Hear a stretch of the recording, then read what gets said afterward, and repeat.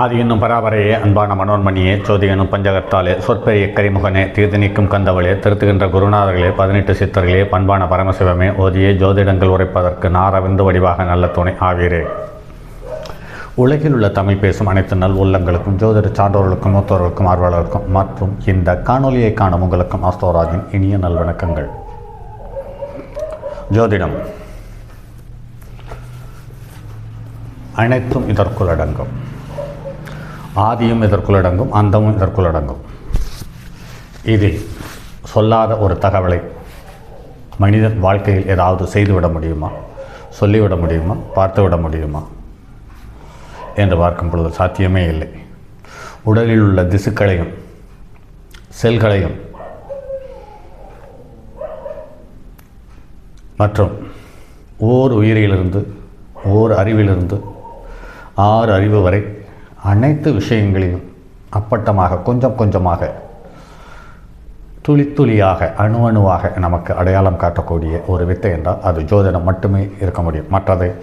மற்ற விஷயங்களால் அதை அப்படி காட்ட முடியும் என்றால் சாத்தியமில்லை என்பது என்னுடைய அனுபவம்.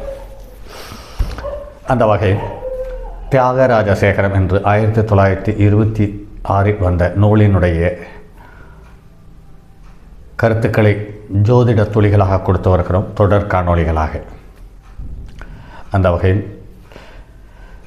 இன்று 2ஆம் இடம் சார்ந்த தகவலை கடந்த காணொளிகளையும் பார்த்தோம், இந்த காணொளிகளையும் பார்ப்போம். சந்திரனுக்கு 2இல் சனி நெருக்கில், சந்திரனுக்கு 4ஆம் இடத்தில் சுப கரங்களுடன் கூடி கேந்திரத்தில் இருக்க பிறந்தவனுடைய தந்தையின் பொருளை அந்நியர் கை கொள்ளுவார். தன்னுடைய அம்சத்தினால் பொருள் தேடி பாக்கியவானாக அரசர்களின் உதவி பெற்று வாழ்வான் என்று கூறும் அளவிற்கு பொருளாதாரம் வளர்ந்திருக்கும் என்று சொல்லப்பட்டிருக்கிறது. 4ஆம் இடத்ததிபதியின் கேந்திரத்தில் சூரியன் நிற்க, 4ஆம் இடத்தில் சுபர்கள் நிற்க பிறந்தவனுக்கு பிதாவின் சொத்தில் ஒரு காசும் கிடையாமல் பரதேசம் திரிவான் என்று முன்னோர்கள் கூறியுள்ளனர் என்று சொல்லப்பட்டிருக்கிறது. 2வது இடத்தின் அதிபர் லாபஸ்தானத்தில் இருக்க, லாபாதிபதியும் பாக்கியாதிபதியும் 2ஆம் இடத்தில் இருக்க பிறந்தவன் நல்ல தர்ம குணம் உடையவனாக 4 லட்சம் பொருள் தேடி அளவில்லாமல் வாழ்வான் என்று சொல்லப்பட்டிருக்கிறது. ஆக 2-11க்குரியவன் அதோடு சேர்த்து 4க்குரியவன் சம்பந்தப்பட்டால் தரமான பொருளாதாரம் வரும் என்று சொல்லப்பட்டிருக்கிறது. இதில் தரமான பொருளாதாரம் என்று சொல்லும் பொழுது அவர்கள் இந்த மாதிரி சொத்து உள்ளவர்களுக்கு மட்டுமே பினாமிகள் தேவைப்படுகிறார்கள். அந்த மாதிரி பினாமி சொத்து அவர்களிடம் எக்கச்சக்கமாக இருப்பதை நடைமுறையில் பார்த்திருக்கிறோம். தனுசு லக்கணமாகி அதில் வியாழன் நிற்க, துலாத்தில் சனியும் உச்சமாக, லாபாதிபதி 4ஆம் இடத்தில் நிற்க பிறந்தவன் பொருள் தேடி நீதி வலுவாமல் பலரையும் ரட்சித்து கோடி பொன் தேடுவான் என்று அறியலாம். தனுசு, கும்பம், மீனம், கன்னி, ரிஷபம் இவைகளில் 9 கோள்கள் நிற்க பிறந்தவர்கள் தேவலோகத்துக்கு சமமான நவகோடி செம்பொன் தேடி ராஜ்யம் ஆழ்வான் என்று சொல்லப்பட்டிருக்கிறது. மேலும் தனுசாக பிறந்தவன் இதைவிட அதிகமாகவும் மேலாகவும் அனுபவிப்பான் என்றும் சொல்லப்பட்டிருக்கிறது. திரிகோணத்து லக்னாதிபதியும் சுக்கிரனும் கூடி லாபாதிபதி சுப வர்க்கம் மேறி இருக்க பிறந்தவன் உலகில் கோடி பொன் தேடி வாழ்வான் என்று தெரிந்து கொள்ளலாம். இதுவரையில் இதனம், வாக்கு, கண் சம்பந்தப்பட்ட தகவலை பார்த்து வந்தோம். அடுத்து 3ஆம் இடம் சம்பந்தப்பட்டது வீரியஸ்தானம், இளைய சகோதரஸ்தானம், தந்தை ஸ்தானம், மாமனார் ஸ்தானம் என்று சொல்லக்கூடிய நிறைய காரகத்துவங்களுக்கு தீனி போடும் அல்லது அடையாளம் காட்டும் 3ஆம் இடம் சார்ந்த பதிவுகள் அடுத்து வரக்கூடியது. 3ஆம் இடத்தில் சூரியன் இருந்தால் புத்திமான், நல்ல சாமர்த்தியன், நல்ல தானியவான் மற்றும் சிற்றுண்டி ருசியாக சாப்பிடுபவன், விசனமில்லாதவன், கடின லோபி, தன கோத்திர கீர்த்தியுள்ளவன், அதிக ஞானமுள்ளவன், பாவக்கிரகம், பராக்கிரமசாலி, நியாயமுள்ளவன், களத்திர தோஷம் உள்ளவன், பூமியில் வந்து கலிகள் வீட்டில் நிட்டூரவசனன், சபல புத்தி, சகோதரம் உள்ளவன், தீர்க்க யோசனை உள்ளவன் என்று சொல்லப்பட்டிருக்கிறது. லக்கணத்துக்கு 3ஆம் இடத்தில் சந்திரன் இருக்கும் பட்சத்தில் தமக்கைக்கு ஆகாது வாத சரீரமாயிருப்பான், மூல ரோகம் உண்டு, முளைப்பால் பூச்சிதன், சௌபாக்கியன், கருமையிலை நிறம் உடையவன், உடன் பிறந்தோர் அதிகம், அது குறிப்பாக பெண்கள் அதிகம், வித்துவான், சபையில் பேச மாட்டான், பிரதாபசாலி, சிநேகிதமுள்ளவன், சத்துரு மார்க்கமுடையவன், பெண் சகோதரர்கள் அதிகம் உண்டு. செவ்வாய் இருக்க பிறந்தவன், ஒருத்தருக்கும் தயாளம் இல்லாதவன், விபச்சாரமுடையவன், தோஷம் உண்டு, திரவியம் உண்டு, வேஷி சம்போகன், சாமர்த்தியன், தமயன், அரிஷ்டன், வெகு கணிதம் உண்டு, திரவிய விருத்தியுள்ளவன், சகோதர பூஜிதன், பந்து சிநேகிதம் உள்ளவன், அதிகமாக விரதத்தை மேற்கொள்ளக்கூடியவன், பின்புத்தி யோசனை உள்ளவன், யோசனை சொல்லுவான், அற்றகோபி, அதில் முன்கோபி, நிஷ்டூர வசனம் உள்ளவன், கோபித்து பிரியப்படுபவன், மன வஞ்சகன், துக்கமுடையவன் என்று சொல்லப்பட்டிருக்கிறது.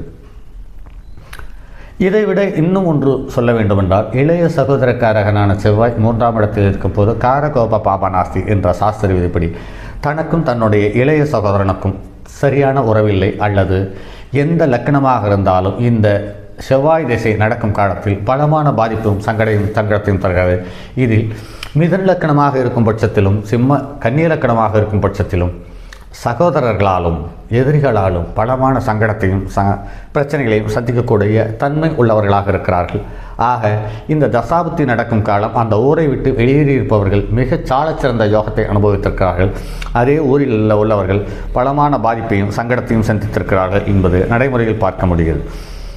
அடுத்தது, புதன் இருந்தால் தமக்கைக்கு ஆகாது, வெகு சௌக்கியமுள்ளவன், பால் பழம் அறுசுவையுடன் சாப்பிடுவான், நேத்திர ரோகம் உண்டு, சம்பன்னன், ஸ்ரீ வாஞ்சையுள்ளவன், சகோதரவான், புதன் ஆட்சியானால் தீரமான குணாதிசயம் உள்ளவன் என்று சொல்லப்பட்டிருக்கிறது. வியாழன் இருக்கும் பட்சத்தில் அதிக லுத்தன், சகோதர விருத்தி உண்டு, நட்சன்யம் உள்ளவன், கிருஷி வாணிபம் உள்ளவன், சரீர போஜகன், தன் இனத்தை போஷிப்பவன், கூட பிறந்தோரதுக்கு நன்மை உண்டு, படிப்பதில் அதிக பண்புடையவன், ஆர்வமுடையவன் என்று சொல்லப்பட்டிருக்கிறது. சுக்கிரன் இருக்கும் பட்சத்தில் சகோதர விருத்தி உண்டு, தாட்சண்யம் உண்டு, வசீகரம் உள்ளவன், கொஞ்சம் வாஞ்சையுள்ளவன், கோபம், கழகம், பால் அத்தனையுள்ளவன். சனி இருக்கும் பட்சத்தில் சகோதரத்துக்காணி, சம்பன்னன், துஷ்டன், தாசி சவகாசமுள்ளவன், தன தானியங்களை பெறுபவன், கிருஷி தொழில் உள்ளவன், பிரதானியாயிருப்பான், சேவகா விருத்தியுள்ளவன் உள்ளவனும் ஆகியிருக்கிறான் என்று சொல்லப்பட்டிருக்கிறது. பொதுவாகவே 3, 6, 10, 11ஆம் இடங்களில் முதல் ஸ்தானம் என்று சொல்லும் பொழுது இங்கு பாவக்கிரகங்களிலிருந்து அந்த வீட்டுக்கு உரிய கிரகத்தினுடைய பார்வை பெற்றிருப்பின் அந்த வீட்டுக்குரிய கிரகம் சுபராக இருக்கும் பட்சத்தில் அந்த 3ஆம் இடத்தில் இருக்கக்கூடிய செவ்வாய் ஒரு யோகத்தை தந்து விடுகிறது. எந்த லக்கணமாக இருந்தாலும் யோகத்தை தந்து விடுகிறது. அதில் உபய லக்கணங்கள் என்று பார்க்கும் பொழுது அவர்களுக்கு இளைய சகோதரத்தில் பாதகத்தையும் சங்கடத்தையும் தருகிறதே தவிர மற்றபடி பெரிய அளவு பாதிப்பு ஒன்றவில்லை. ஆக சூரியன், செவ்வாய், சனி இவர்களுக்கு இந்த 3ஆம் இடம் என்பது உகந்த இடமாகவே கணித்து கொள்ளலாம். இதில் சுபக்கிரகங்களுடைய பார்வையை பெற்றிருந்தால் இவர்களை சார்ந்தவர்களுக்கும் அது சுபமாக இருக்கும். அப்படி இல்லாவிட்டால் அந்த ஜாதகருக்கு கண்டிப்பாக சுபமாக இருக்கும் என்பதில் மாற்று கருத்தில்லை. இவர்களுக்கு மட்டும்தான் 3ஆம் இடத்தில் செவ்வாய் இருப்பவர்கள் பாலுணர்வில் சற்று அதிகமான எண்ணங்களையும் ஆசைகளையும் வைத்துக்கொண்டு அதை நிறைவேற்றிக் கொள்ள விருப்பப்படும் பொழுது பெயர் கெட்டு போய் அவமானமும் சந்தித்து அது இல்லாமல் குலப்பெருமைகளையும் தேரை இழுத்து தெருவில் விட்டு விடுவது போல் கௌரவத்தையும் மரியாதையும் தெருவுக்கு கொண்டு வந்து விடுகிறார்கள். ஆனாலும் அவர்கள் அதை பற்றி கவலைப்படுவதில்லை என்பது மேலும் ஒரு குறிப்பிடக்கூடிய தகவல். சரி நண்பர்களே, மற்றும் அடுத்ததொரு பதிவில் சந்திப்போம். அதுவரை உங்களிடமிருந்து விடைபெறுவது உங்கள் அன்பு நண்பன் எம் ராஜரத்தினம். என்னுடைய அலைபேசி எண் 978897299999 மற்றும் 979113999649. நான் தரும் பதிவுகள் அனைத்தும் கண்டிப்பாக உங்களுக்கு ஏதாவது ஒரு விதத்தில் ஒரு கடுகளவாவது நன்மை பயக்கும் என்று நம்பிக்கையோடு இந்த பதிவுகளை கொடுத்து கொண்டிருக்கிறேன். ஜோதிடர்களாக இருக்கும் பட்சத்தில் என்னுடைய பதிவுகளை மட்டும் பார்த்து வாருங்கள். ஆகச்சிறந்த ஜோதிடனாக முடியும் என்பதில் மாற்று கருத்தவில்லை. ஆனால் சம்பாதிக்கக்கூடிய தன்மையுள்ள ஜோதிடம் இதுவா என்று பார்த்தால் அது சற்று ஏற்ற இறக்கம் உள்ளதாகவே இருக்கிறது. ஆனால் ஜோதிடம் என்றால் என்ன, நவகிரகங்கள் என்றால் என்ன, மனிதனுக்கும் நவகிரகங்களுக்கும் என்ன தொடர்பு, இந்த பூமிக்கும் நவகிரகங்களுக்கும் என்ன தொடர்பு, ஒரு கிரகத்துக்கும் மற்றொரு கிரகத்துக்கும் என்ன தொடர்பு, அந்த தொடர்பின் மூலம் வெளிப்படுத்தக்கூடிய தன்மைகள் என்ன, அதனால் லாபமா நஷ்டமா சுபமா அசுபமா என்பது போன்ற தகவல்களை நான் தரும் பதிவுகளிலிருந்து சுலபமாக உங்களால் பிரித்து அறிய முடியும் என்பதில் மாற்று கருத்தில்லை. சரி நண்பர்களே, மற்றும் ஒரு பதிவில் சந்திப்போம். அதுவரை உங்களிடமிருந்து விடைபெறுவது உங்கள் அன்பு நண்பன் எம் ராஜரத்தினம். தங்கமான் மழுவோடேந்தி தன்மதி தலையில் கொண்டோர் மங்கையர் பதிக்கச் சொன்ன மாமொழி ஜோதிடத்தை இங்கு யாம் உரைப்பதற்கோர் இமை என்னும் பிள்ளை வராமல் காக்க செங்கன் மால் மருகன் யானைச்சரன் பதம் காப்பதாமே.